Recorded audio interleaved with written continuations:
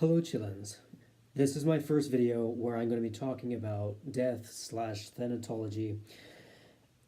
Um, to be honest, this is my third take with the video. I have a really difficult time, and I'm sure most people do, discussing death. And to me, it's a topic because I've had experience, I've had personal experience watching things die, and it's the kind of experience that just really just gets to your core essentially. So it's not something that I actually want to talk about. It's something that I feel the need to discuss and to basically tell the truth about. So in the next coming weeks, I would like to just basically go over a few things like my philosophy of thanatology and things like specifically to me, what it means, and just what death is essentially. Because it's really difficult to pin down. So there are several stages, if you didn't know, of death. I don't know how many, but I think there's at least five. Again, I'm showing my nativity right now, but it's just there are several ways a person can delineate whether or not another person is dead. And that's kind of strange. There's a lot of gray area, and in different cultures, there's different afterlives, there's reincarnation, there's several things. Atheists typically believe this is it. And it's a really difficult topic for me to think about and discuss, but I need to. I feel the need to. And I feel like overall, it's an interesting and quite fascinating topic. So, one of the things that I'd like to point out is that when I was younger, I watched my childhood dog decompose. And that really jarred me. And I didn't like I at the time I didn't react. I was just like, okay, this is a part of life. This is what happens when things die. And like when things don't last forever. And I had to reconcile with that at a pretty young age. I was not even 10 years old when this happened. And I think it's pretty normal for kids to see like their childhood dog die. Decomposing might be a little less normal. I mean, I don't want to make a generalization, but I feel like I haven't met a person who has encountered something like that. So it's one of those things that I've thought about off and on recently, because I completely blocked it out of my memory for many years until something came up in my life, and I suddenly just kind of remember. I don't even remember what it looked like because that's how much is blocked out. But now I have a full, almost like vivid recollection of seeing it. I'm not going to describe it because if you like dogs, you're not going to want to listen to this.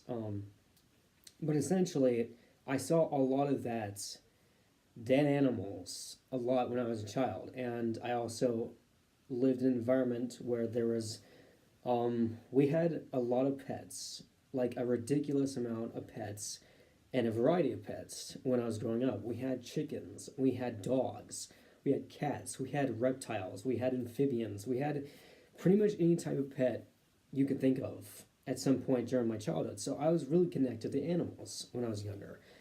Not as much now, but when I was a kid, like, there are these little things that don't do anything anymore, and they're not functional. And it made me come to the realization that things don't last forever. And like every kid, I feel like comes across that to some degree in varying, like, of course, like from like a kid watching it on TV, seeing like something die, or seeing their parents die. I mean, that's pretty drastic, but there is a spectrum that exists. So I feel like I had a very visceral association with the concept of death, and just dealing with that over the years made me really really think about it, because when I was younger, it was on my mind quite a bit, and I feel like I guess a lot of kids do that. I mean, I don't know. I don't really care at this point, but that was my childhood, was spent like thinking about death a lot. So, as an adult, I would like to look at it through a more academic lens and a more philosophical lens. And I like to address more of the feelings that I have associated with it, and more of the thoughts and anything that comes into play. So, um, I would also like to mention that I am doing a book review. I know that's really off tangent, but I typically like to have my videos very visceral and very truthful and candid, and I don't like to highly edit my videos, because I feel like that kind of loses um, the essential vibe of what I'm trying to get across. So, but anyway, I am reviewing a book. I'm going to review a book called this.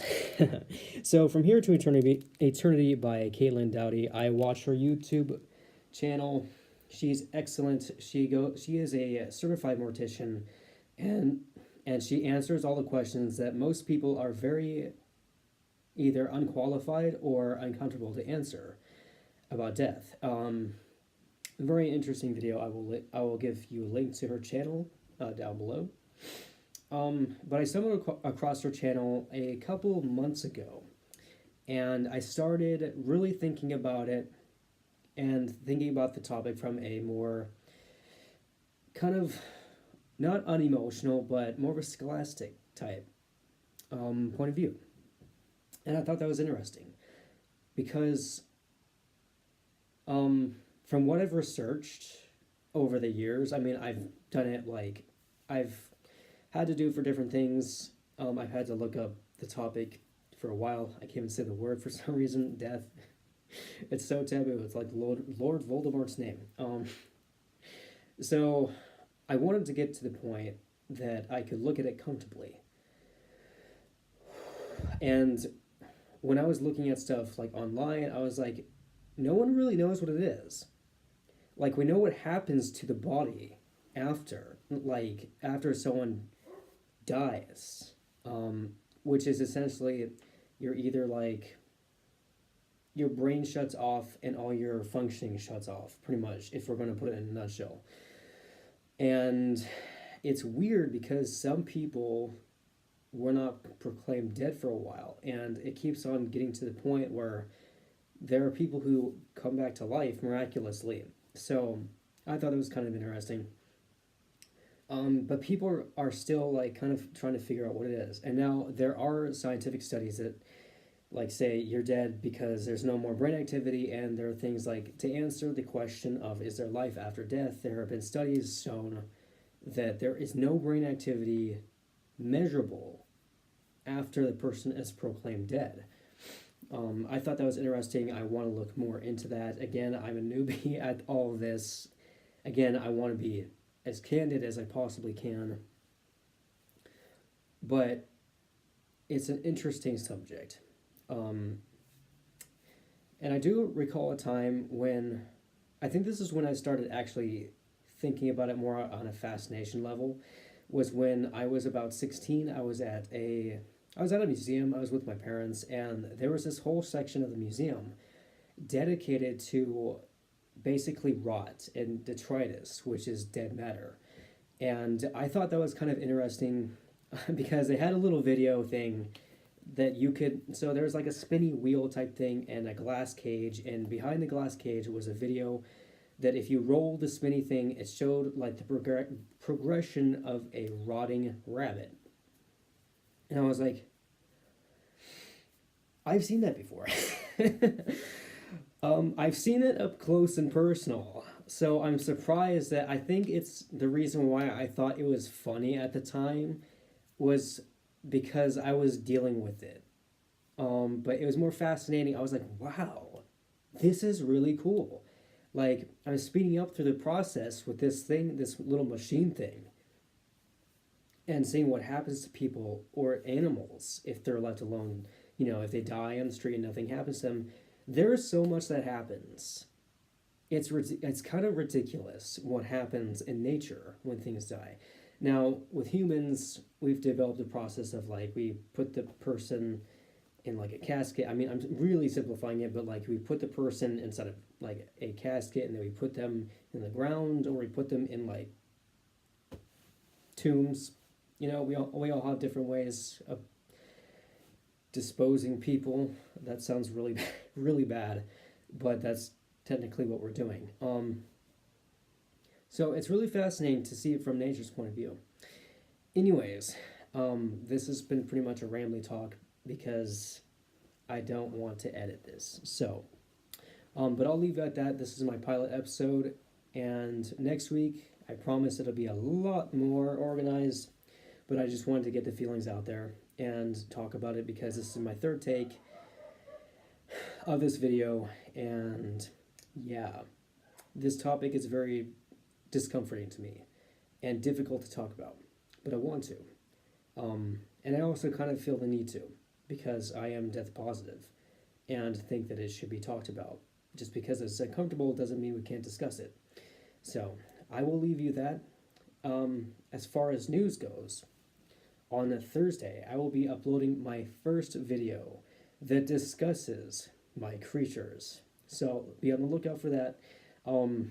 Again, like I said in my previous videos, it will not show my face. So you can have a little break from that. But I'll have music and I'll have cool pictures and I will discuss a cool creature that I made up. So stay tuned for that. Have a nice day. Chill.